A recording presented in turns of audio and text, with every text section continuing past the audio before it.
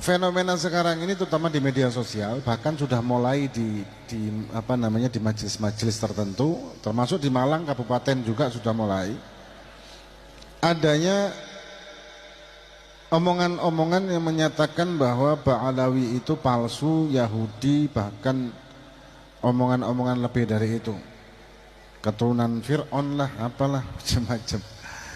Intinya begini,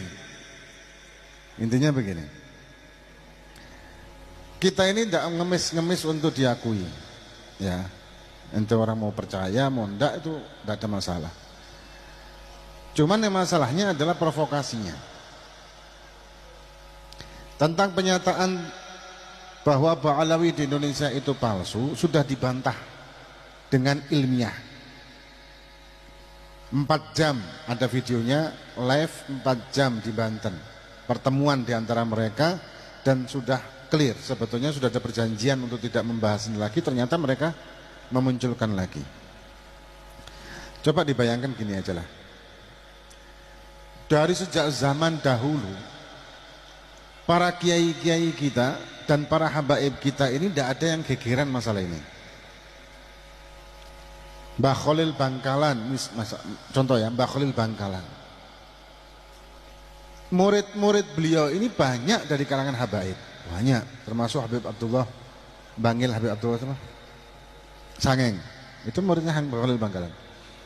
Nah, gurunya Mbah Khalil Bangkalan ada juga habaib, Habib Muhammad bin Hussein Al-Habsyi, ya. Kemudian abahnya pamannya Habib Ali Syabul Maulid, dan ada beberapa habaib yang lain juga menjadi gurunya Mbah Khalil Bangkalan. Kemudian Mbah Hamid Pasuruan, tidak pernah sekalipun beliau-beliau mengatakan Ba'alawi palsu. Bahkan hubungan dengan Habib Ja'far bin Syekhon As-Segaf luar biasa. Kemudian Mbah As'ad Syafi'i, kemudian banyak lah pokoknya ya, Mbah Hasyim Asy'ari, Hadratus Syekh, dalam kitabnya selalu menyebutkan tentang masalah Ba'alawi adalah benar nasabnya. Bahkan beliau juga punya jalur sanad ke Ba'alawi, murid beliau juga ada Ba'alawinya, para habaib. Nah, apakah beliau-beliau tersebut tidak tahu? Kok baru muncul satu orang karena sakit hati kemudian memakai dalil, dan dalilnya ini bukan menyatakan palsu tapi menyatakan bahwa dalam kitab itu tidak ada nama ini, dan itu kan bukan sebagai hujah.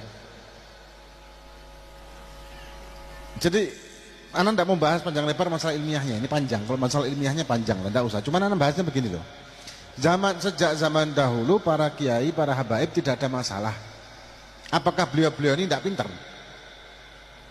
hingga tidak tahu itu kitab, gitu loh. Mereka orang alim, mereka orang-orang wali, orang-orang luar biasa, dan hubungan habaib dengan kiai harmonis.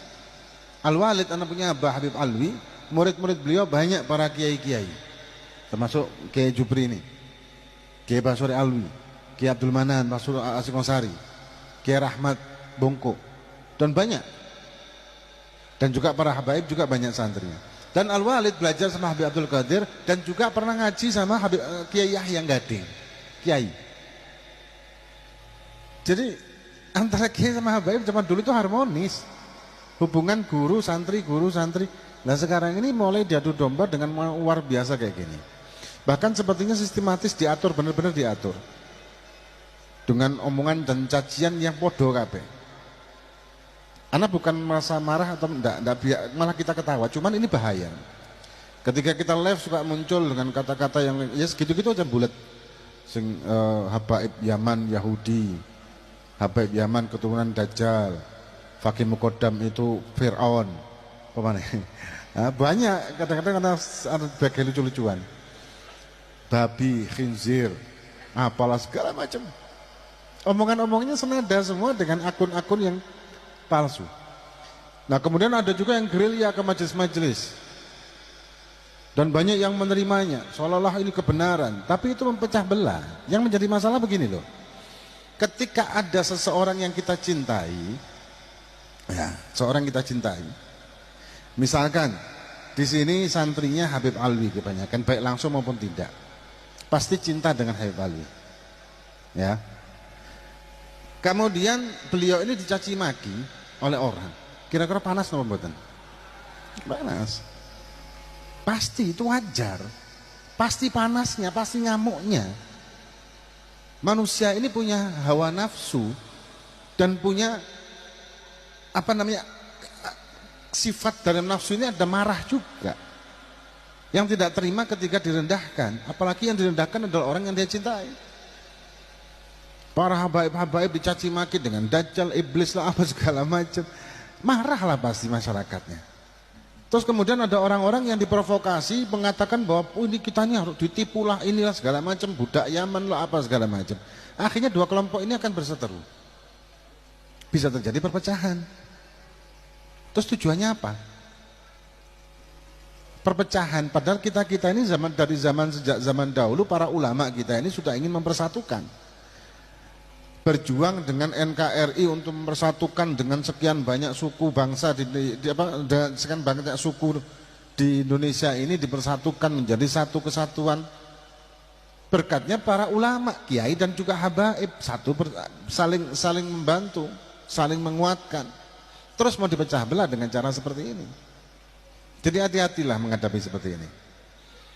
Dan juga kepada tanpa mengurangi rasa hormat kepada para pemimpin-pemimpin majelis, janganlah undang-undang orang-orang yang bisa memprovokasi. Apa maksudnya? Dan tujuannya apa? Yang lucu lagi begini, anak cerita ya. Ada orang yang mengaku keturunan Wali Songo. Kita percaya 100%. Wali Songo itu dzurriyyah Nabi. Sangat percaya. Dari jalur Amul Faqih Muqaddam. Dari jalur Alwi bin Ubaidillah bin Ahmad bin Isal Muhajir.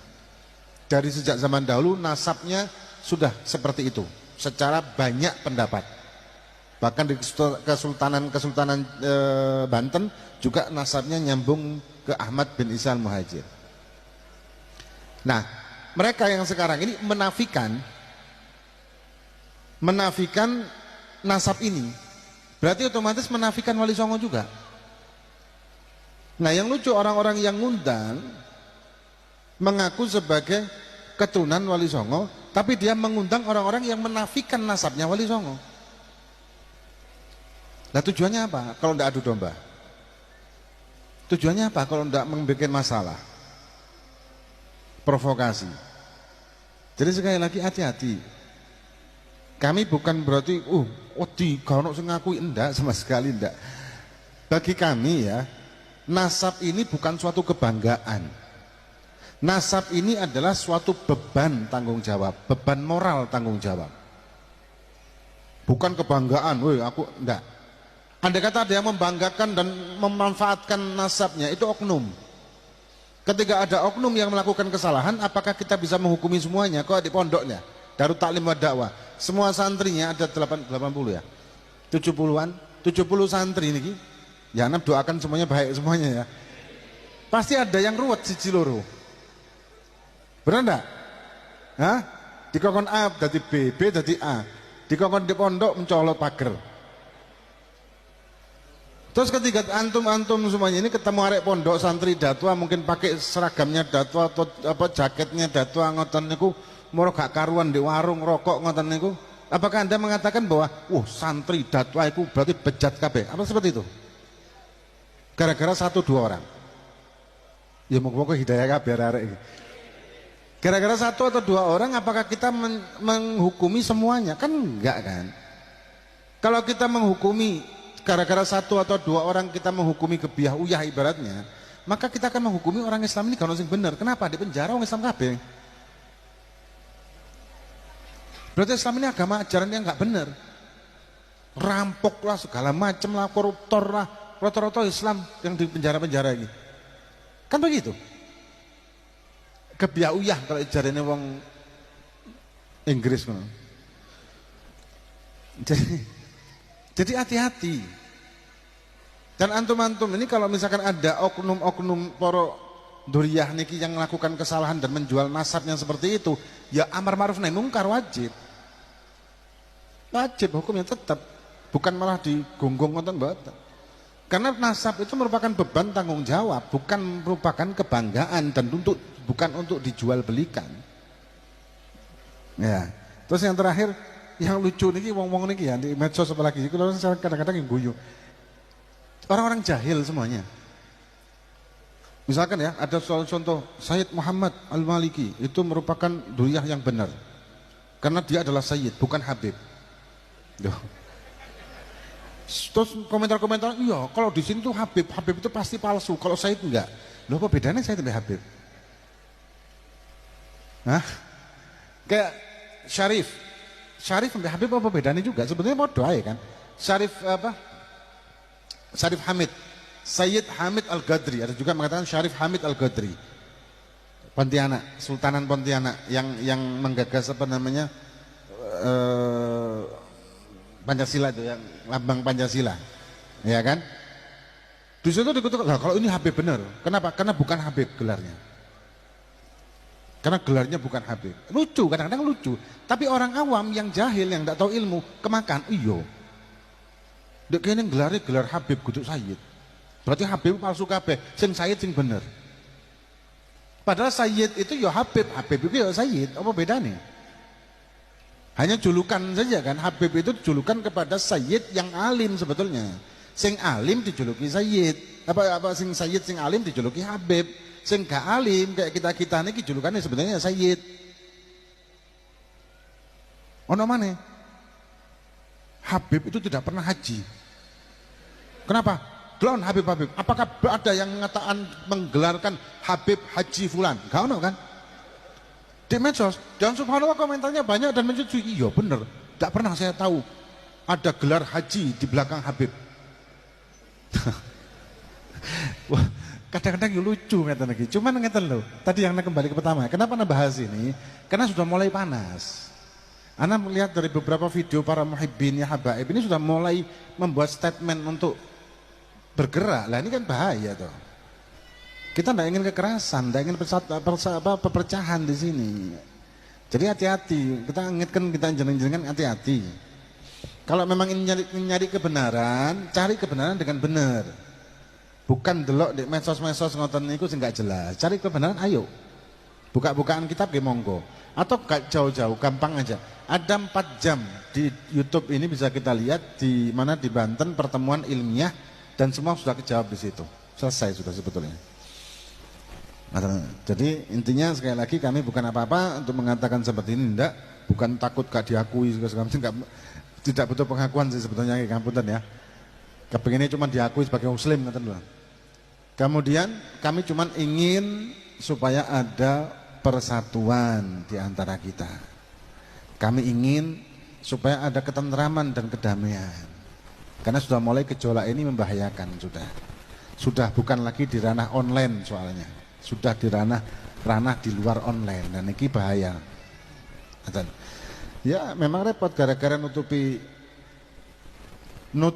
borok sing gede diciptakanlah luka yang kecil untuk nutupi borok sing gede tadi. Terus luka sing kecil ini apa caranya digedeno supaya cukup untuk menutupi luka yang besar tadi. Ya nggak perlu kita bahas lah, apa pasti ngerti kabeh insyaallah. Ya mungkin kita semua tetap diberi hidayah oleh Allah Subhanahu wa taala, tetap disatukan oleh Allah Subhanahu wa taala dengan mahabbah, cinta kita kepada Allah, cinta kita kepada Nabi kita Muhammad sallallahu alaihi wasallam.